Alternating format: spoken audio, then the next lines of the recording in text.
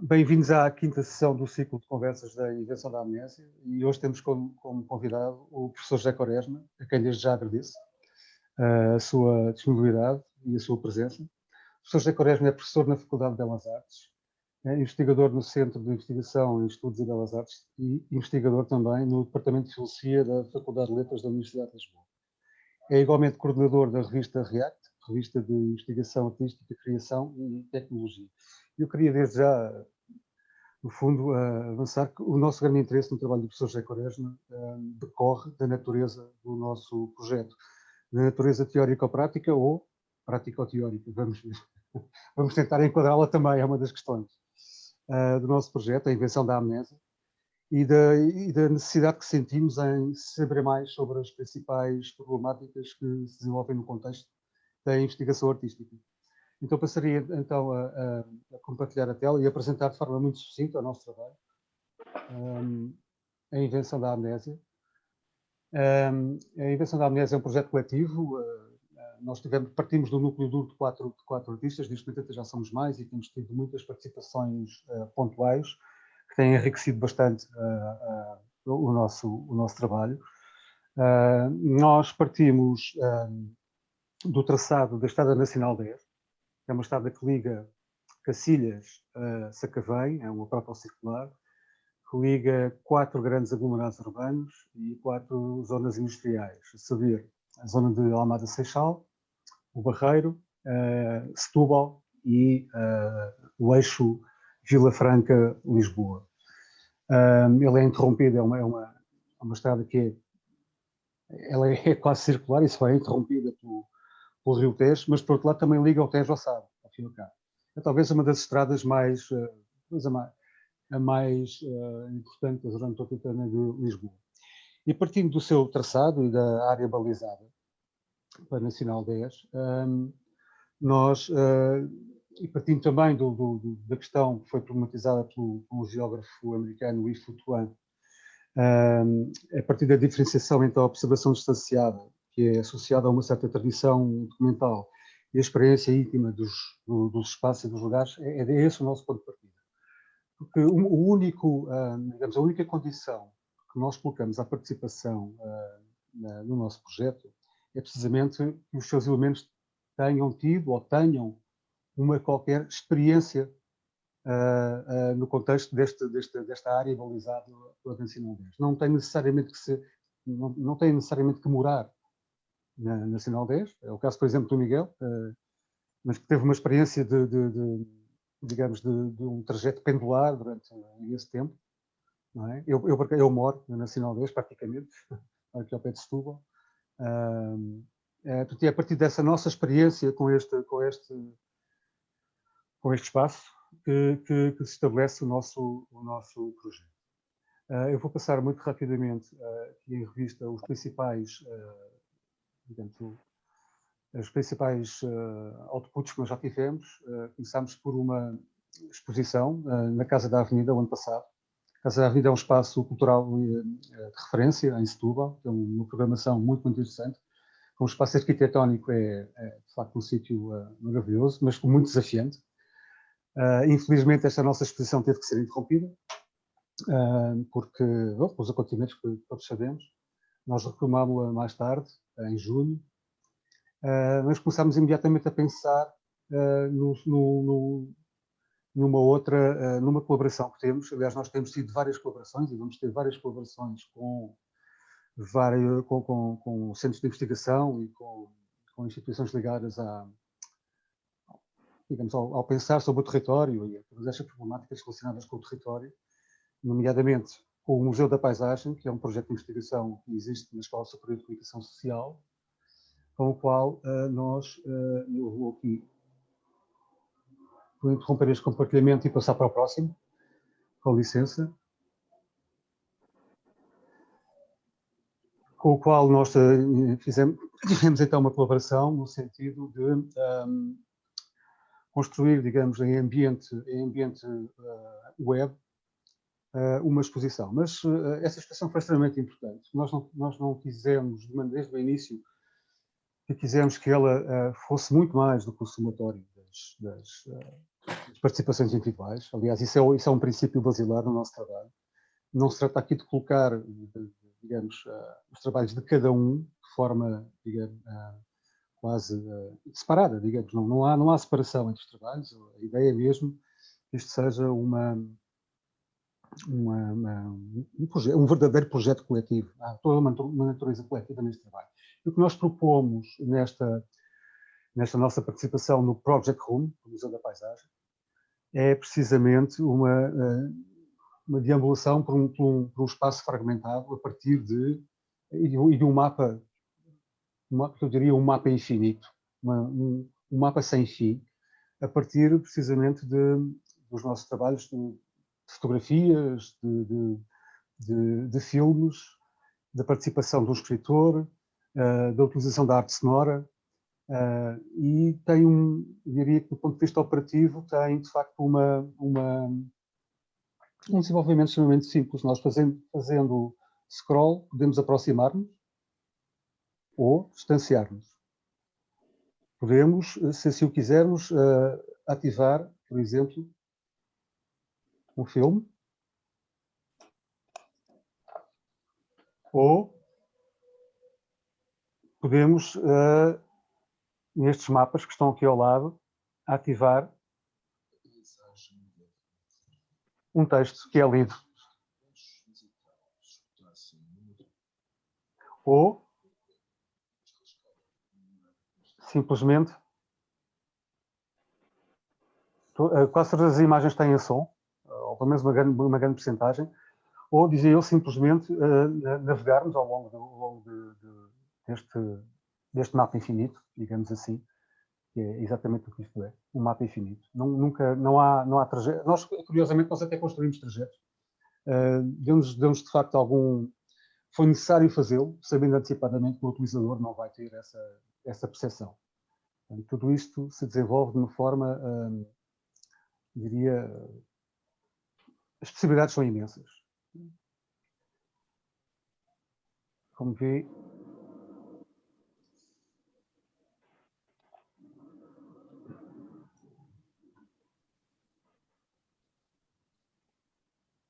há todo um conjunto de camadas neste trabalho que permite uma deambulação quase infinita.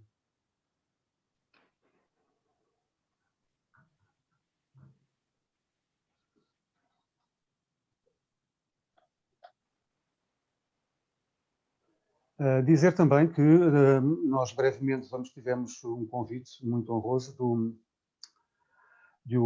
Instituto, do Centro de Investigação ligado ao Instituto Politécnico de Tomar, do Centro de Estudos de Fotografia e Território, para fazermos uma exposição agora em junho, dia 17 de junho, mais praticamente.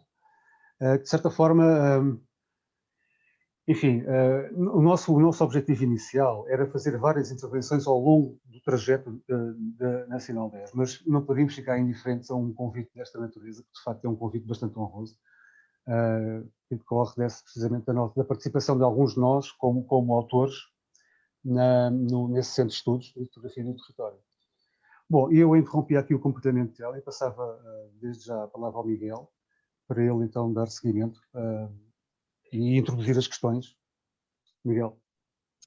Obrigado, Fernando. Quero reiterar o agradecimento. Professor, obrigado por estar connosco hoje, pelo seu tempo, pela sua disponibilidade. E eu queria começar ou queríamos começar por ouvi-lo aqui um pouco sobre a React e que não aparece do nada, não é? Que é um projeto que aparece depois de um período longo de investigações partilhadas com um grupo de pessoas, muitas delas que fazem parte da comissão científica da React, não é? E queria aproveitar aqui logo as três citações de entrada que o professor tem no editorial deste primeiro número da revista. E iria começar por esta segunda do Bruno Latour, em que ele aponta aqui uma diferença entre a ciência e entre a pesquisa. Ele diz que science is certainty, research is uncertainty. Science is supposed to be cold, straight and detached. Research is warm, involving and risky. E esta situação é interessante porque, de algum modo, nós utilizámos-la também para criar esta navegação que o Fernando apelidou de infinita e porque trabalhar dentro de uma envolvência, não é? E não de um desligamento em relação aos dados. E também depois com uma outra citação do Henk Borgdorf, que lança aqui estas 3 questões para melhor compreender a investigação, ou o que esperar da investigação artística, uma questão ontológica, epistemológica e metodológica. E eu, se calhar, convidava o professor a falar um bocadinho a partir daqui destas 3 questões, se pudesse enquadrá-las um pouco na história do surgimento da revista e desse período de 10 anos que antecedeu das suas investigações. Tá bom, muito obrigado pelo vosso convite, que eu agradeço e fico reconhecido com esse gesto de aproximação. Eu também faço isso com as pessoas que me rodeiam e, neste caso, tem um sabor especial, porque se trata de 2 pessoas que são artistas, são investigadores em simultâneo. Nunca se saberá ao certo quem é que apareceu em primeiro lugar, se o investigador, se o artista. Isso aqui também é pouco relevante.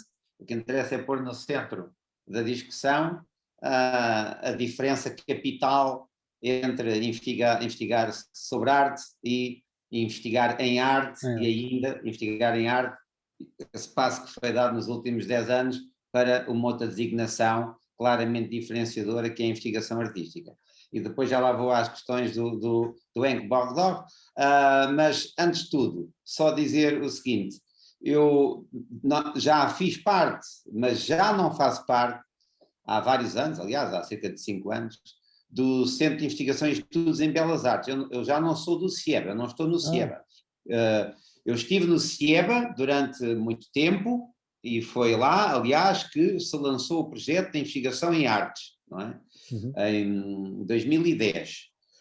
Entretanto, todos os anos, por vezes só com a Faculdade de Belas Artes e o CIEBA, outras vezes com outras faculdades, designadamente da Faculdade de Letras e o Departamento de Filosofia, comecei a alargar o sentido da investigação para criar analogias entre a arte, a ciência e até o direito. E também apareceu a religião em alguns momentos. Portanto, eram várias esferas que tinham um tema em comum, ou pelo menos eu provocava o surgimento de um tema comum.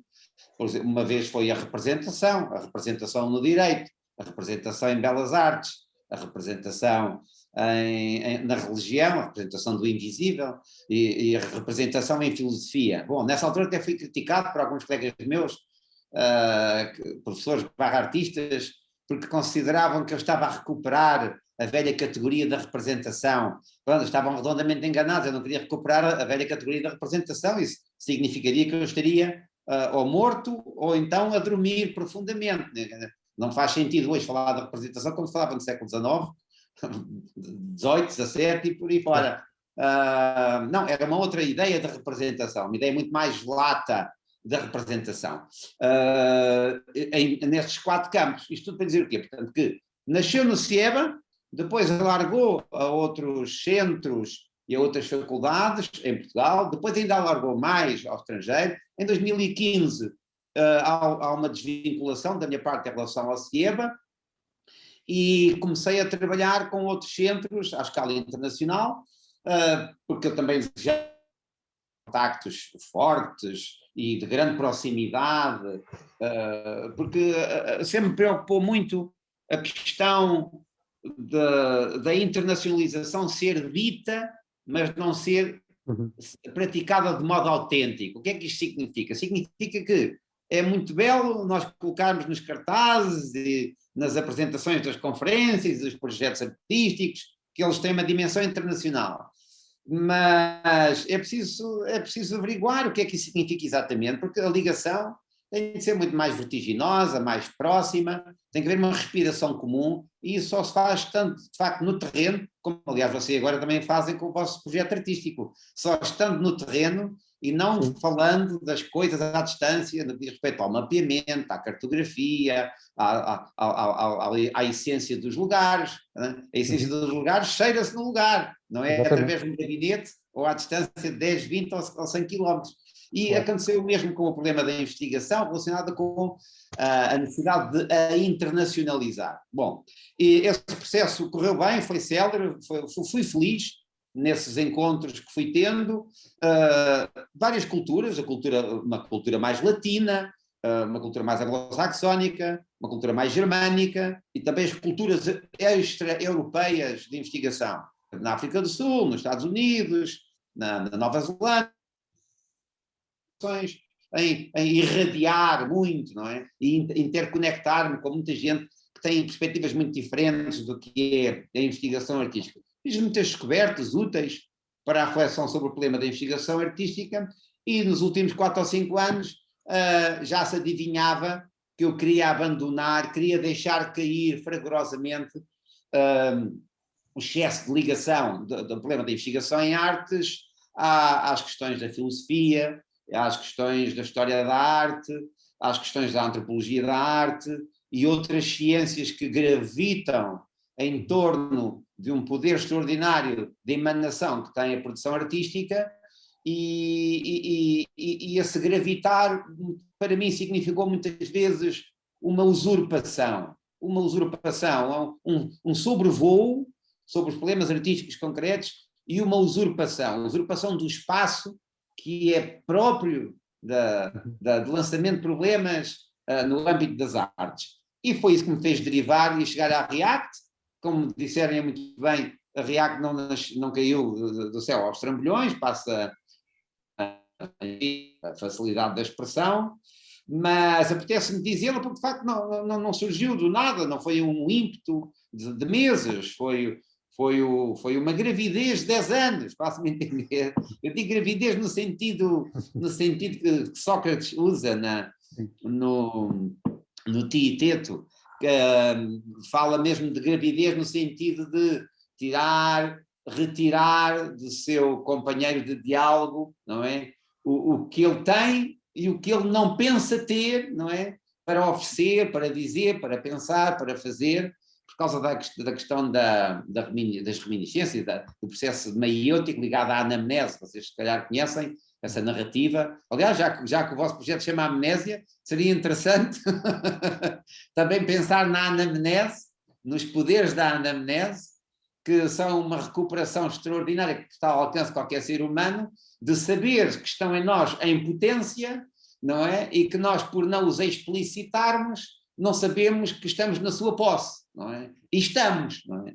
É um pouco como um artista maduro falar com um artista mais jovem, quer dizer, não lhe vai propriamente ensinar as técnicas, nem ensinar as linguagens, isso é só uma armação, não é? São os cadotes, não é? É como nós entrarmos numa sala em casa onde temos vários cadotes e escadas para diversas finalidades. São só os cadotes, porque o essencial vem do próprio, já lá está em potência, ou está ou não está, é bom que esteja, só que está em silêncio, corre no subterrâneo, e há maneiras de tudo isso vir à tona e depois voltar ao subterrâneo, e essa é a tal arte da meiótica que nós também desenvolvemos com jovens artistas. Fizeram isso comigo, não é? Eu agora tento fazer com os outros como se fosse um joguete que se passa, não é? A novas gerações. Isso também acontece muito na investigação, não é? E não é por acaso que vocês falam num dos vossos 3 pontos que me colocam em metáforas e também em analogias.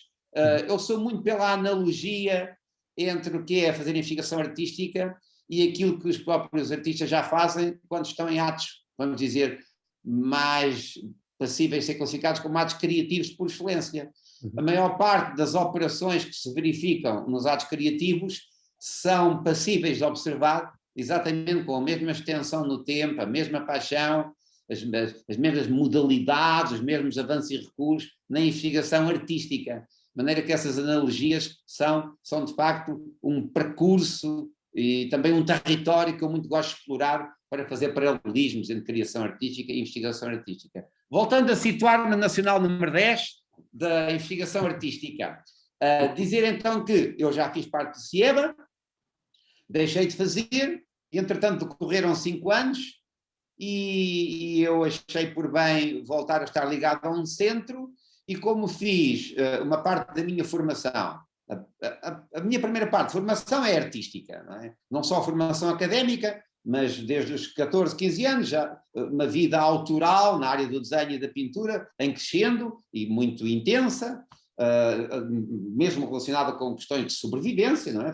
O homem, para sobreviver, precisa de se alimentar. E a pintura e o desenho, durante muito tempo, também tiveram essa função elementar, mesmo de sobrevivência. Para o conseguir fazer com êxito, tive de adquirir muitas competências. De maneira que eu começo aí. Portanto, há todo um trabalho, um percurso pré-académico, digamos assim. Depois há a academia, onde eu faço a licenciatura em pintura, e os outros 2 momentos de formação, digamos, académica, já são na Faculdade de Letras e no Departamento de Filosofia, digamos, tanto o mestrado como o doutoramento. E depois faltava um tempo de síntese, o tempo de síntese entre o que já tinha realizado e o que fiz durante cerca de 15 anos nessas 2 formações posteriores à minha formação elementar, no sentido nobre de elementar, que é em artes plásticas e em pintura. Portanto, há aqui já uma série de horizontes cruzados para se poder perceber melhor porque é que eu fui saindo, abandonando aos poucos a questão da investigação sobre artes, depois investigação em artes, e agora me situo de modo mais, digamos, mais empenhado na investigação artística, com tudo o que isso possa significar, e penso que é também para isso que aqui estamos, é para agora tentar esclarecer essas diferenças. Portanto, não estou no CIEBA, já estive com todo o prazer, agora estou no outro centro, que é o Centro de Investigação em Filosofia, que é o Praxis, como vocês aliás referiram na vossa apresentação. Está bem? Com esta volta toda, já falei de uma série de temas, certamente vamos abordar. Pronto. Isso que aí afirmaram e releram no topo da apresentação do editorial da revista React, onde aparece o Latour, sim, e depois aparece o Bogdov. São 2 citações que eu achei particularmente interessantes, embora a primeira tenha qualquer coisa de já ultrapassado, porque já não se pensa exatamente na questão do quente e do frio e do arriscado e não arriscado, porque atendendo aos entrecruzamentos entre arte e ciência dos últimos 20, 30 anos, esse discurso também já tende a ser um pouco ultrapassado. Aliás, já há 40 anos, um filósofo americano da linha dura, da lógica aplicada à estética e à filosofia da arte, também já falava de sintomas artísticos justamente para se retirar das diferenças clássicas entre a arte e ciência. Não sei se vocês têm isso presente, no livro Languages of Art, ou então num outro que é o Ways of World Making, do Nelson Goodman, quer dizer, despede-se dessas diferenças ingênuas entre arte e ciência, não é? E categoriza-as como era no passado, para demonstrar como, quer dizer, essas categorizações são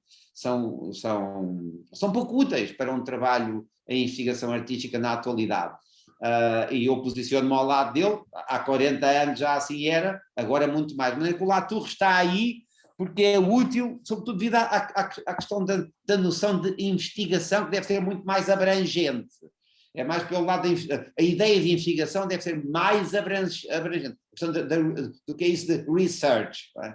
E é também uma maneira simpática, embora um pouco romântica, estou a falar do texto do Latour, de legitimar, não é, a questão da investigação artística, porque ela ainda necessita de muita legitimação, não é?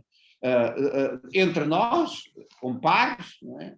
E fora de nós, muito mais. Não é? Na academia em geral, ainda se olha com uma tremenda desconfiança para o que é isso da investigação em artes, uma vez comparando a investigação em artes com a investigação em ciência política, ou em ciências do direito, ou em ciências exatas, ou em ciências da natureza, e em ciências médicas, estão a perceber? Portanto, eles nunca percebem muito bem onde é que está o objeto e a metodologia do nosso trabalho, não é? E vão levar, talvez, milhares de anos a perceber. Não é? Porque há como uma incompatibilidade de fundo, porque não há tempo para dedicar à compreensão do que é isso da investigação artística e poder chamar-lhe de investigação, porque é que não se diz simplesmente criação, não é?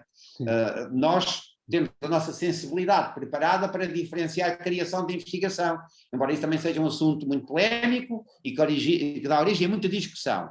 Quer dizer, mas nós temos essa predisposição para criar diferenças entre criação e investigação. Ora, com pessoas dessas ciências todas que nós enumeramos, essa predisposição não existe. Também não existe a paixão por estas diferenciações tão subtis entre criação e investigação. E como tal, por isso eu digo que levará milhares de anos até compreenderem em que território é que nós queremos mapear os nossos problemas artísticos. Faço-me entender? Pronto. Isto são, digamos que, questões gerais, atinentes aos problemas que nos aproximaram, mas que também devem ser ditas. Porque são questões como que de fundo sobre a doutrina da investigação artística. E voltando então ao nosso tema, em relação à questão da metodologia, as metodologias das investigações artísticas, vou servir do vosso próprio exemplo. Vocês têm várias metodologias de ataque ao problema da arte, articulado com antropologia, ocupação de um território, várias camadas de ocupação, vários estilos de vida que estão como riscados, gizados sobre uma plataforma que os precede, mas ao mesmo tempo que se modifica. Algumas partes modificam-se com grande celeridade, outras são muito lentas no seu processo de modificação. Algumas dessas porções de território que vos serve de grande tema de fundo, ou de pano de fundo, para trabalhar, por vezes cruzam o elemento urbano com o elemento natural, e dentro do natural temos também o rural, e isso é um trabalho apaixonante, muito pluridisciplinar, e como tal, embora tenha arte a calar lá bem fundo, também tem outros saberes, várias metodologias. Mas mesmo que não tivesse outros saberes conjugados, e penso que não estou a interpretar mal o que vocês apresentaram, embora tenha sido um contacto muito breve, ainda assim, mesmo que fosse eminentemente artístico, ou exclusivamente artístico, e não com ligações a problemas de ordem antropológica, geográfica e outras, que são sempre muito bem-vindas, devo dizer, ainda assim, existiriam diversas metodologias que têm a ver com a temporalidade de cada processo de trabalho, têm a ver com a identidade pessoal e artística de cada interveniente, e são estas grandes questões que definem ou não uma metodologia que se queira descrever. A metodologia do Miguel é certamente diferente da do Fernando, e vocês felizmente encontraram uma metodologia terceira comum para se entenderem nas diferenças abismais que separam os vossos processos de entendimento da arte e da investigação. Portanto, digamos que vocês trabalham com 3 metodologias. Uma que é endógena ao Miguel, outra que é endógena ao Fernando Brito, não é?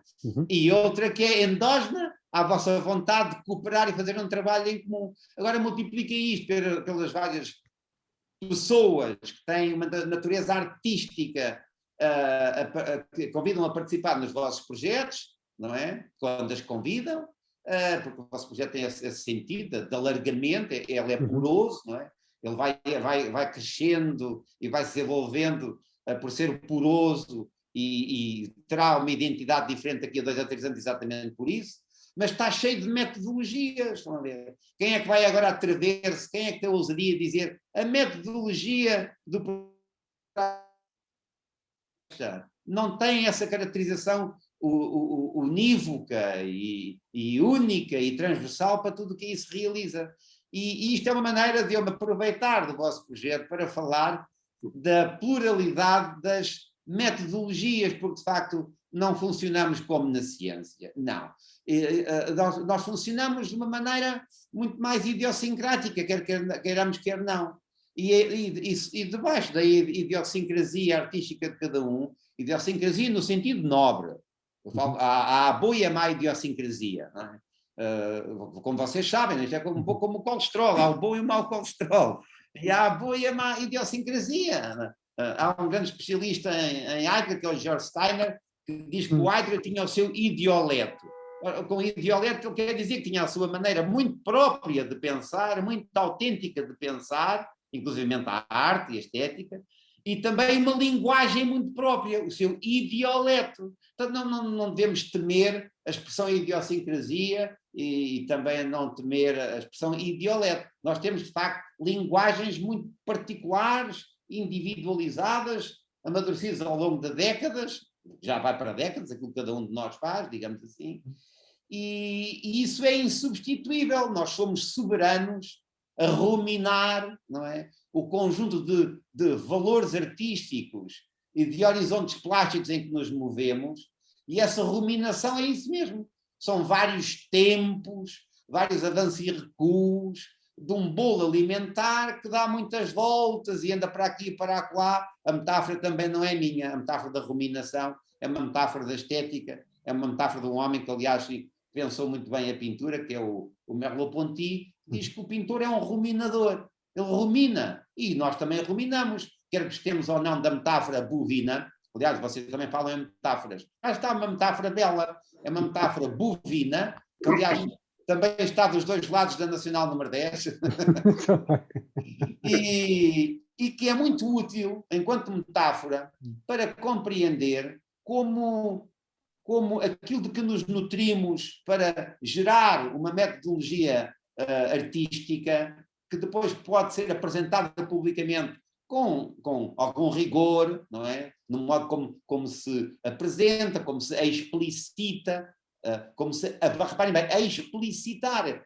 arrancar do interior de um projeto e também, porque não, do interior de nós mesmos, não é? Um discurso possível, paralelo àquilo que a arte já diz. Não é? A arte fala mesmo por si. Nunca podemos ter dúvidas que a arte fala por si.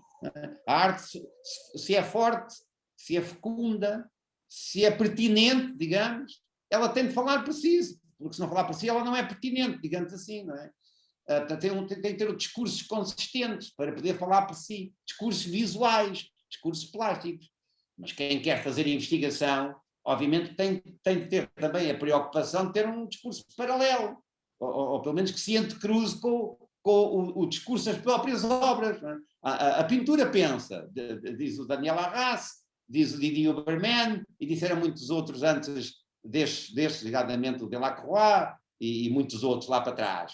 A pintura pensa.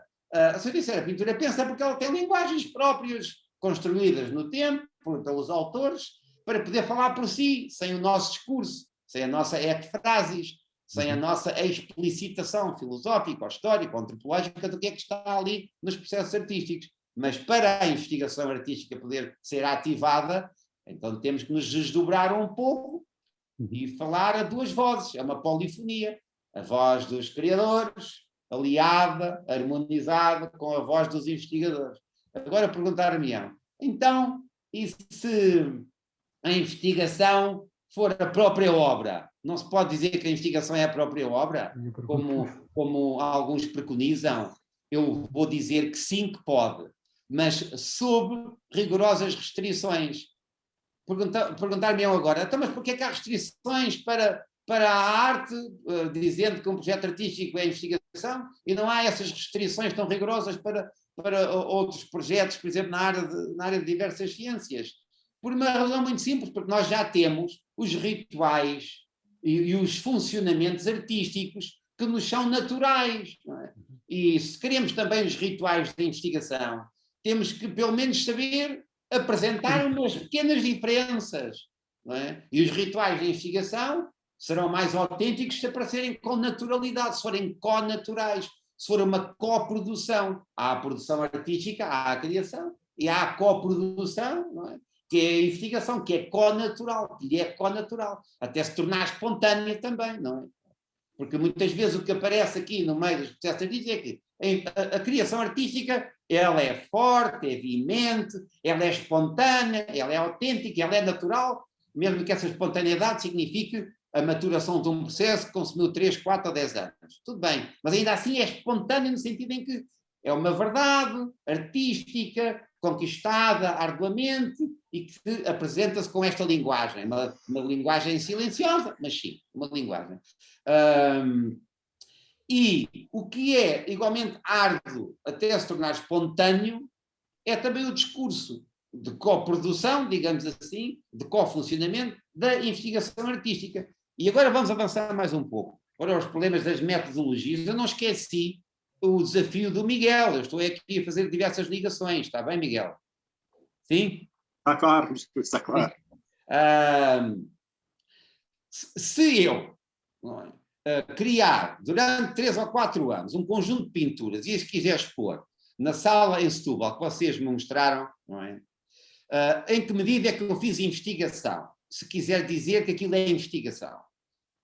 Eu tenho 3 ou 4 hipóteses para poder defender a atividade prática e artística como investigação. Não é? Vamos, em primeiro lugar, sair da ingenuidade de considerar, por exemplo, que no século XIX o Silva Porto, quando fazia um estudo para o rebanho, esse estudo que está em Alpiarça, na Casa dos Patutos, que aquilo era investigação. Não é? Por mais semanas ou meses que o Silva Porto andasse atrás do rebanho e do jovem que conduz o rebanho pelo meio das matas, verdes ou não verdes, dependendo da estação, não é? E o estudo das estações, da pluviosidade e dos balqueres e das papoilas, que ele também representou no meio das suas searas e etc. Tudo isso pode ser considerado investigação? Claro que sim, mas é muito forçado, porque acima de tudo é um tempo próprio da procura dos elementos visuais, da sua produção pictural e o estudo que ele realizou, que é menor que a obra final, O Condutor de Rebanhos, ou Rebanho, não é? Eu conheço bem as duas. É um estudo que é uma investigação, no sentido muito frágil de investigação. Nem ele se atreveria alguma vez a reclamar para si a condição de investigador só porque fez um estudo para o quadro final. Agora, este grau de complexidade de um estudo que serve de pré-pesquisa à resolução de um problema de arte final, como foi a realização da obra final, existe noutra escala, com mais intensidade, com mais morosidade, em outros autores também do século XIX. Recuando mais um pouco, vocês sabem que o Delacroix, em algumas das suas obras, fez muitos estudos, e mais do que estudos para a sua própria obra, por exemplo, La Chasse ao Lion, uma obra que depois sofreu um incêndio e que está no Museu de Bordeaux. Este quadro, La Chasse ao Lion, foi objeto muito de investigação por parte do Delacroix até chegar àquela solução. E, para além de vários estudos que ele realiza, observando animais, também a investigação sobre a observação dos animais, é uma investigação sobre o comportamento da anatomia comparada dos animais. Portanto, temos aqui investigação, claro que sim. Agora já estamos a falar de uma coisa mais sofisticada.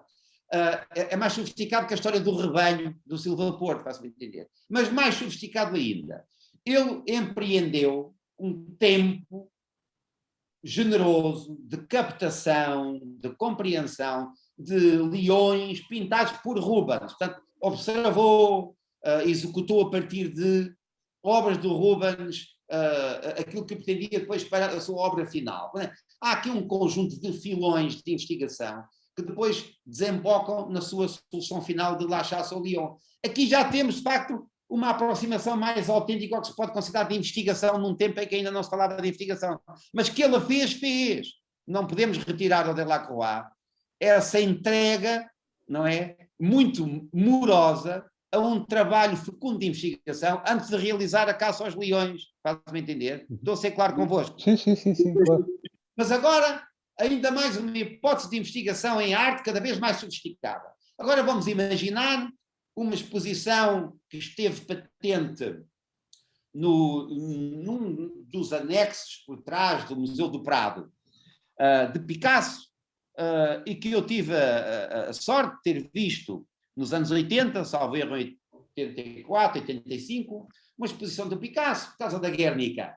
Lá estava a Guernica, e depois numa série de salas, agora já foi há muito tempo, não me recordo exatamente quantas, quer dizer, salas, quer dizer, sobrejuncadas de estudos como quem nunca os viu, não calcula que Picasso possa ter executado para solução da Guernica, que também é um quadro muito grande, como vocês sabem, um quadro muito complexo e enorme, esmagador, uma escala esmagadora, não é? Maior que a sala onde eu me encontro aqui. Também. Agora, o que é curioso é o conjunto de investigações que ele desenvolve para chegar à solução plástica que encontrou para nos legar, para nos deixar como grande legado da humanidade.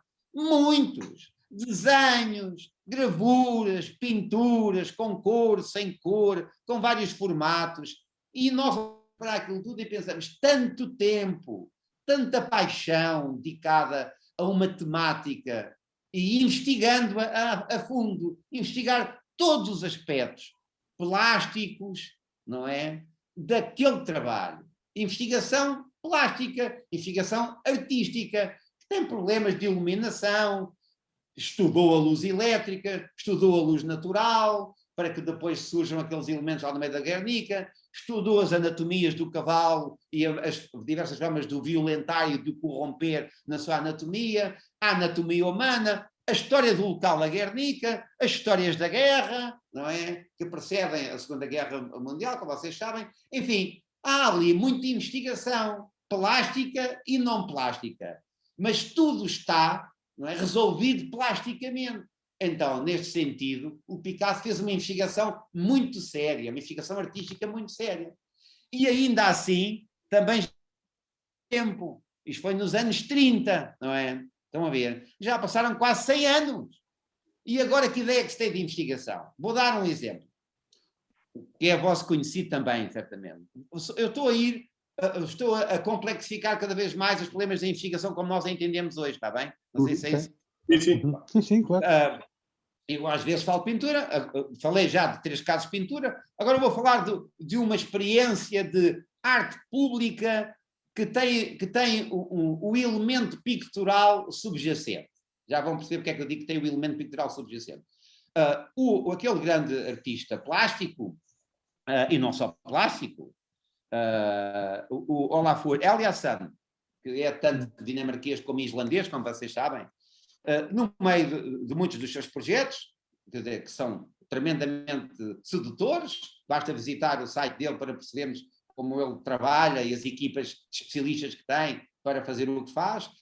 Faz investigação artística a sério, tal como nós entendemos hoje. Como é que faz investigação artística a sério? O que é que eu digo a sério? Para já, porque o que faz em termos artísticos fala por si. Tem o seu idiolético, está bem? Tem as suas linguagens próprias em cada fase, ou em cada projeto que ele abraça, não é? Para realizar, investigando muito. Subjacente, trabalho plástico, às vezes são obras de arte pública, outras vezes são instalações, não é? Outras, trabalho de land art e muitas outras manifestações artísticas. Há uma que ele tem em que usa uma substância própria para estudos oceanográficos, que se chama uranina, e tinha em diversos pontos do mundo. Não é? Em Estocolmo, numa cidade na Holanda, no Extremo Oriente, enfim, fez essa experiência em vários locais que têm geografias e sociologias muito específicas, muito diferenciadas. Não é? Então ele quis chamar a atenção para problemas de ordem ecológica, obviamente que sim, tingindo o rio como muitos outros rios se tingem, mas não de forma bela, mas sim de forma tenebrosa, digamos. Quer dizer, há avalanches das águas que subitamente na aurora da manhã irrompe pelas cidades adentro para surpreender toda a gente. É como se nós agora chegássemos ali ao Terreiro do Paço às 6 da manhã e de repente começássemos a perceber que o Mar da Palha, que é assim que se chama ali, como sabem, estava verde e não azul, ou transparente, ou com aquela cor acinzentada devido à poluição. Estava verde, mas verde alface, não é? Um verde uranina, não é? O verde da cor aqui da câmara de vídeo que está à minha frente. E ficaríamos atordoados, cromaticamente atordoados, surpreendidos, pensando que talvez houvesse ali um derrame, não é? De um porta-contentores se atravessou aqui perto de Cascais, qualquer coisa, não é? Logo um grande clamor de caráter artístico ao serviço de uma ideia, digamos, ecológica, digamos assim. Temos aqui, entre muitos outros, um projeto de investigação artística relacionado com arte pública e ao mesmo tempo land art, se quiserem, em que se trata de um elemento natural, onde ele recupera uma série de problemas, inclusive a metáfora do rio, o rio na pintura, se quiser, a pintura está cheia de rio, não é? Como sabem, não é? Recupera todos esses elementos e dá-lhes um novo sentido artístico, plástico, envolvente, imersivo, instalativo, uma mega instalação com um elemento vivo que é um rio, onde nunca nos banhamos 2 vezes. Não, mas vamos nos banhar várias vezes até compreender porque é que está ali uma investigação artística e subjacente a tudo isso, a todo esse trabalho plástico e artístico, há ainda um conjunto de preocupações de matiz ecológico, com os quais ele se preocupa e envolve a sério, e investiga também a sério, para dar aquele resultado artístico, faço-me entender. E quando eu digo que envolve-se com grandes especialistas. Ele é conhecido por trabalhar com um filósofo que, na atualidade, é tido como um dos homens mais radicais a pensar o problema da ecologia.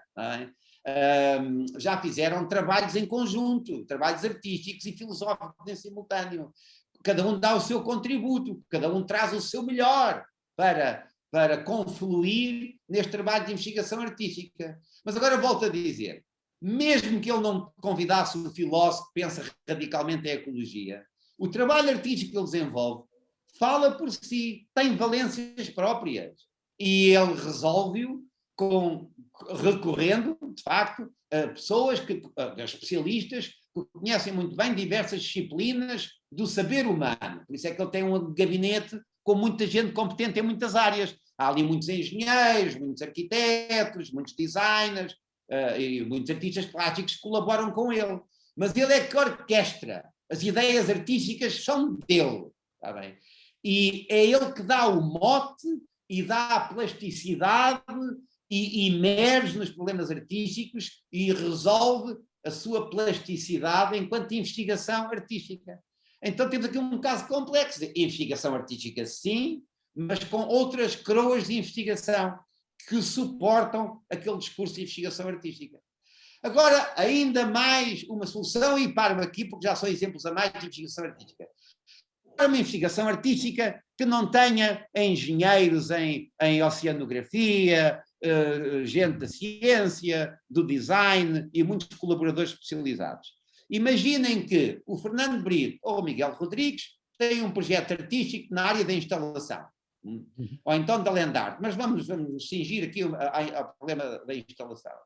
E que fazem esse projeto de instalação de modo a que ele seja duradouro no tempo, e com duradouro no tempo, quero dizer que tem várias etapas de crescimento, de violentação, de rasura, de poesia, como se diz no mundo rural, do set aside, não é? Em relação às culturas, para que depois regresse com mais força, mais fecundo ainda, após essa pausa, digamos assim, uma pausa instaurada pelo próprio artista.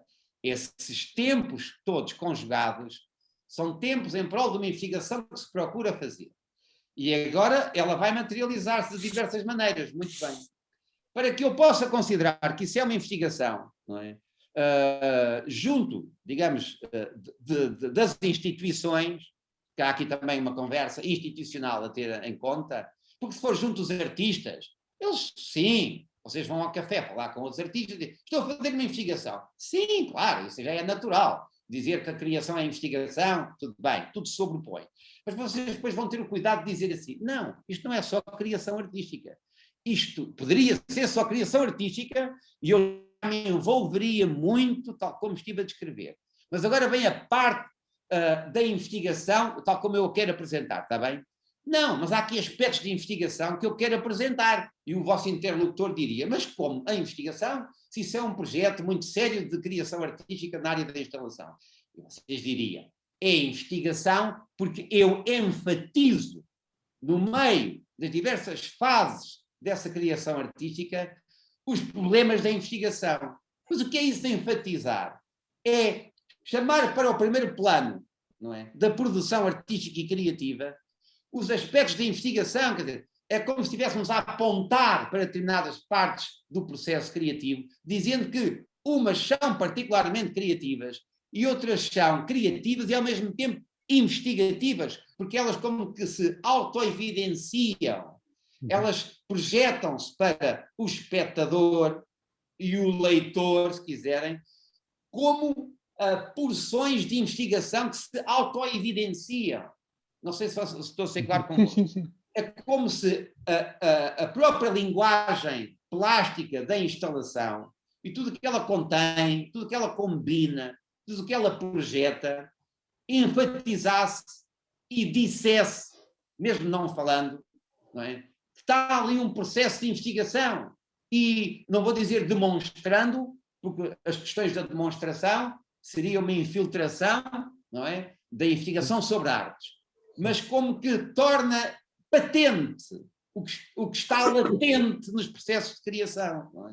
Nos processos de criação, por vezes, também se mostra um pouco do processo. É o que está latente enquanto construção que também se mostra nos resultados finais. Mas no caso da investigação artística, há uma outra atenção, há uma outra acuidade, há um outro cuidado na revelação e no querer tornar patente o processo artístico, não é? Tal como ele foi pensado, se não na totalidade, pelo menos em algumas das suas fases. E esse tornar patente, através de marcas, de vestígios, de afirmações, de statements, de vozes, de gravações, de registros videográficos, cinematográficos, o que queiram imaginar, todo esse tornar patente é ainda assim criativo e artístico, mas tem a complementaridade de se autopatentear, faço-me entender. E essa qualidade de projeção e de autopatentear-se transforma-o em coisa que é eminentemente prática, mas investigação. Podemos aceitar este limite, que é radical, mas que é quer dizer, é totalmente legítimo. Faço-me entender? Certo. Deixe-me questioná-la, professor, aqui sobre uma coisa. Falou agora da questão da investigação sobre arte, ainda que brevemente. Voltando aqui a esta pequena citação do Latour, em que ele fala da ciência como certeza e da investigação como incerteza, aliás, eu foquei também com vista a esta questão que lhe trago agora.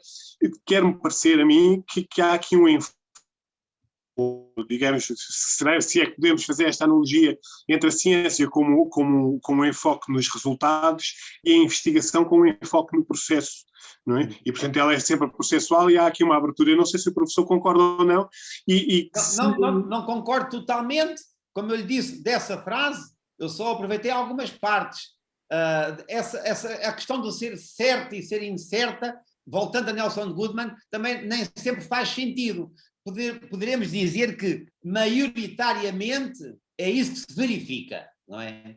Mas também sabemos que existem muitos exemplos na área da ciência em que o que se procura é a investigação pela investigação. Claro, há um método, há um mote, há um ponto de partida, há um conjunto de dados previamente lançados, hipóteses que se vão verificar, a robustez das provas que se obtêm e não obtêm. Tudo isso é verdade. A robustez da prova, as hipóteses lançadas, a seleção das hipóteses até chegar a alguma conclusão. Mas a ciência verdadeiramente comprometida com a investigação pura, sem ter prazos para apresentar uma vacina, essa ciência também exige um tempo, não é? Para a serendipidade. Que foi, aliás, também ela é incerteza, não é? Também ela é investigação.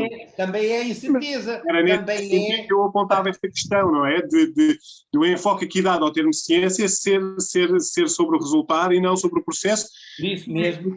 Que nós sabemos que ao longo da história da ciência, como da história... Aliás, não a propósito das ciências duras, mas o Gilles Deleuze também se refere à filosofia como uma criação de conceitos, não é? Exato. E conhecemos também também as relações aquilo que o Einstein diz a propósito da fórmula, que ele diz que a formulação final foi uma escolha estética também, que preocupava a questão da simplicidade.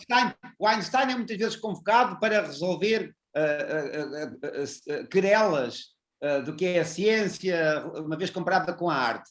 Mas há um outro autor, um matemático que viveu muitos anos, que também aponta para os problemas da criação no seio da investigação, mentes criativas para chegar a soluções matemáticas.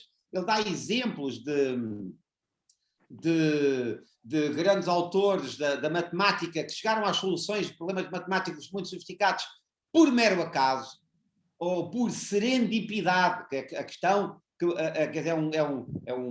uma categoria usada na ciência para se falar do acaso. Como é que se descobriu a solução para a tuberculose? Foi por acaso, e foi mesmo. Mas agora, não se pode dizer por acaso. O problema é que não se pode dizer por acaso, porque foi um acaso que surgiu, não é? Para a tuberculose, em particular, foi um acaso, não é? Porque quem procurou a solução para a tuberculose, e ele é bem conhecido, estava a fazer ensaios de bactérias para outro problema que não a tuberculose, não é? Mas resolveu o problema da tuberculose, não é? De um modo surpreendente, sem ter lançado hipóteses para a tuberculose, é isso que eu quero dizer. E esse acaso, na ciência, nós chamamos de serendipidade. A serendipidade nas artes não é tão usada. Eu já usei, num dos títulos dos meus livros de investigação, a serendipidade relacionada com os problemas do acaso na investigação artística. Não é? E, de facto, a serendipidade está muito do nosso lado, muito do lado da investigação artística. Mas aqui também volto a colocar o problema. E aqui volto a fazer uma leve crítica ao Latour, que é essa serendipidade. Não é? Também só existe em alguns casos. Há casos de investigação artística em que nós queremos a certeza dos resultados e a robustez das provas, assim como queremos a serendipidade. Agora, em que proporção é que vão estas duas dimensões cruzar-se?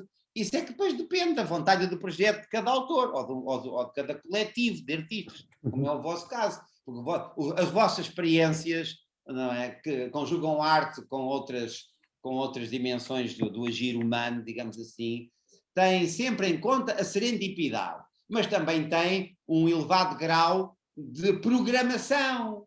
Só que é uma programação criativa. É uma programação que já tem em conta, quando é lançada, a abertura ao absolutamente novo que possa ser disruptivo no meio do nosso processo de investigação artística. Penso eu, que estou a interpretar bem. Podemos dizer, desculpem. Podemos dizer então que a investigação artística produz conhecimento mais pelo processo do que pelo resultado? Sim, mas não, porque depois o resultado também aparece. Mas o resultado para o processo? O processo é muito importante, mas eu não queria agora envolver muito com a questão do processo, porque isso pode ter um tom, pode parecer que é um discurso ultrapassado, por causa do discurso sobre o processo, que já tem 3 ou 4 décadas, como vocês sabem. A arte processo, a arte processual, e mostrar os processos. Então, nós já passámos um pouco por isso.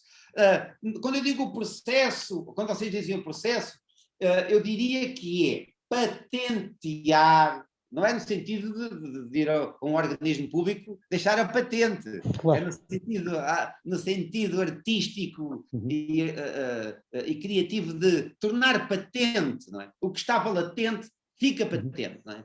Ficar patente o conjunto de preocupações plásticas que assistem a um determinado ato criativo e tornar patente com o intuito de o comunicar aos outros. Não só de exprimir, mas de comunicar. Se eu tenho a intenção clara de tornar patente, é porque eu quero que alguns conteúdos possam ser expressivos, sim, comunicacionais. Não é? Agora, se o comunicacional toma o lugar do expressivo, aí se calhar começamos a sentir que já não estamos só no campo criativo e artístico, mas sim noutro. Num campo comunicacional, onde depois aparece outro conjunto de problemas. Mas que o comunicacional, aquilo que se comunica, aquilo que se partilha com o espectador participante, como agora se diz, por exemplo, numa instalação artística, é se tornar patente para comunicar ou partilhar conteúdos artísticos, não é?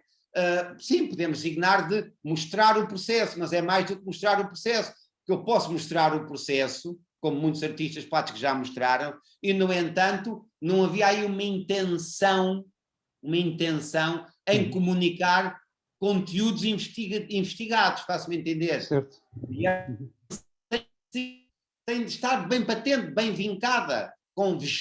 Bem vincada como? Com vestígios, marcas, signos, símbolos, tudo isto é diferente, vocês sabem. Signos, símbolos, marcas, vestígios, indícios, tudo categorias diferentes do operar artístico, para tornar mais ou menos evidente que eu me preocupei em fazer uma investigação, para além de me ter preocupado em fazer uma criação artística. Portanto, acaba por ser mais do que mostrar o processo. Estou a entender, Fernando Brito? Sim, certo.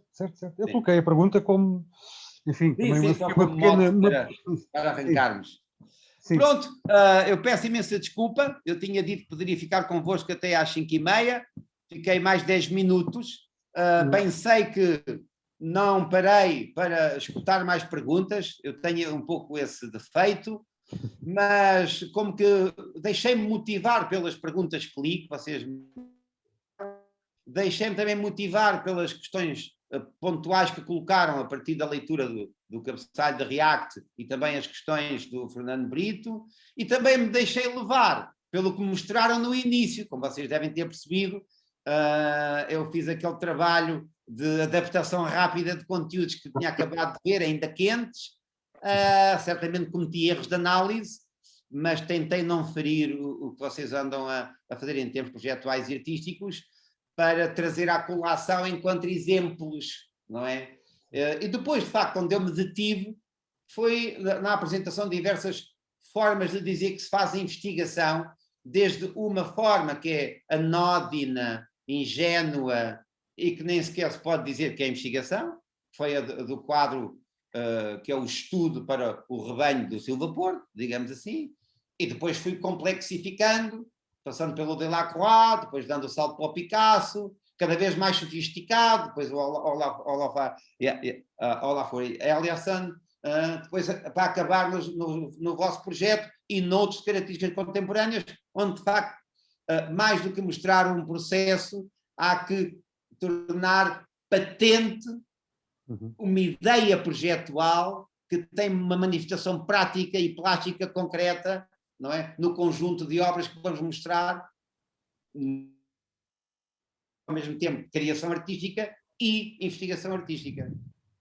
E com isto vamos apurando a nossa sensibilidade para diferenciar criação de investigação. Não é só com 1 hora de diálogo, mas agora continuávamos aqui a discutir mais exemplos concretos, e com o conjunto cada vez mais crescente e diferenciado de exemplos, nós iríamos começar a retirar mais ilações de que a investigação artística não é só deixar o processo à mostra, a investigação artística não se confunde com criação, algumas partes sim, outras não, onde é que se diferencia, e acima de tudo saber que não há regra. E aqui é que está a grande dificuldade, onde é que está a definição e onde é que está a regra. Não há definição nem há regra.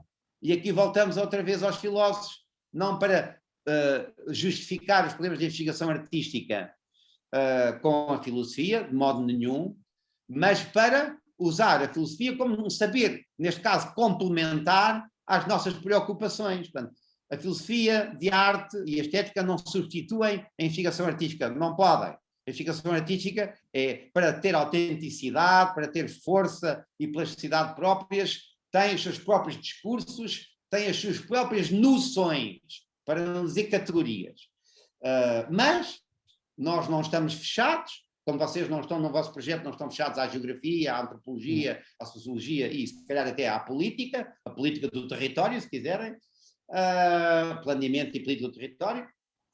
E com isto eu quero dizer o seguinte, também devemos ser porosos, estar abertos a contributos da filosofia. Pois bem, eu posso, como que, terminar o nosso diálogo falando da célebre questão kantiana para diferenciar do saber determinado, que se obtém através de conceitos determinados, que nos permitem conhecer, não é? Há a faculdade de julgar reflexionante, não é determinante, porque essa opera mais pelo lado objetivo, do filosofar e do fazer ciência.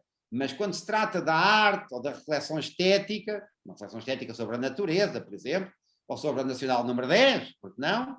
Também inspira certamente reflexões estéticas, quer dizer, aí não há regra. Então, a faculdade de julgar não tem a regra a priori para dizer o que as coisas são e vai ter de procurar a regra ao mesmo tempo que está no ato de contemplação, faço-me entender. Okay. A regra não está pré-dada, não é dada por antecipação, como quando se faz outro género de trabalho de pensamento, faço-me entender. Quando se trata de ajuizar uma instalação artística, das quais obviamente o Kant nunca falou, mas por analogia e trazendo a problemática kantiana para o presente, temos então o juízo reflexionante. E ele é reflexionante porque a regra vai ser procurada, nós vamos nos abismar na procura de uma regra ou de uma noção que permita compreender individualmente, mas também em conjunto, um objeto estético que é partilhado, que é objeto de fruição e de contemplação. A regra não está pré-dada. E por isso a discussão permanece. E os problemas permanecem. E é isto que também caracteriza muito a investigação artística. Os problemas nunca estão rigidamente apresentados, rigidamente lançados, muito menos concluídos com provas robustas. Não há provas robustas nenhumas, porque a regra para a reflexão sobre os problemas da criação artística e da investigação artística está constantemente a ser de novo procurada. E isto é muito trabalhoso. Este habitar artisticamente o mundo, ou este habitar poeticamente o mundo, é muito trabalhoso, é muito complexo, porque nós estamos sempre a tentar situar-nos de novo na discussão. E por isso, estar aqui a definir o que é investigação artística seria pobre, faz-me entender, mas encontraríamos por algum tempo, que ele era funcional, seria funcional e útil por algum tempo. Se nós deslocássemos a discussão para outro género de exemplos, a regra também se alteraria. A noção que é transversal ao conjunto de exemplos que hoje estivemos aqui a discutir também se alteraria. Não sei se me estou a fazer entender. Tem muito fluxismo. Há muito fluxismo. Está bem? Ok. Bom, espero ter sido claro.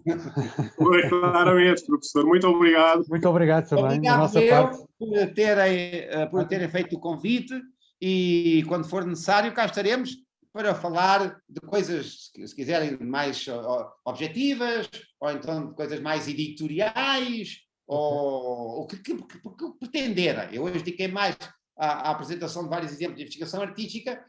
E agora sim, eu não quis acabar com Kant, por isso eu dizia, não vou bem acabar com Kant.